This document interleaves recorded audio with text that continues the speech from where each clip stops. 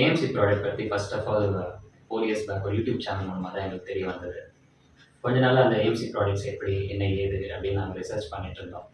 Research பண்ணி இப்ப ரீசென்ட்டா தான் போயிட்டு ஸ்டோர்ஸ்க்கே போயிட்டு என்ன ஏது, ப்ராடக்ட் டிஸ்கிரிப்ஷன் என்ன அப்படிங்கிறத கேட்டு, அதுக்கப்புறமா தான் ஏஎம்சி பர்ச்சேஸ் பண்ணோம். ஃபர்ஸ்ட் நாங்க வந்து AMC when we saw the vessel எனக்கு வந்து ஸ்டடியா இருந்தது. கனமா இருந்தது. அதுதான் வந்து ஃபர்ஸ்ட் இம்ப்ரஷன். ஒரு வெஸல் வாங்குறோம் அப்படின்னா, அது அட்லீஸ்ட் வந்து 20, 25 இயர்ஸ் இருக்கணும்.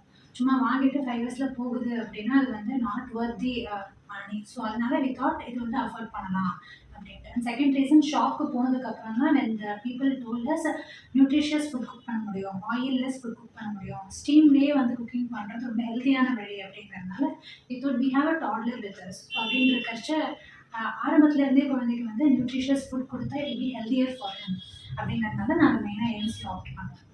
Thanks to AMC. Eat better, live better.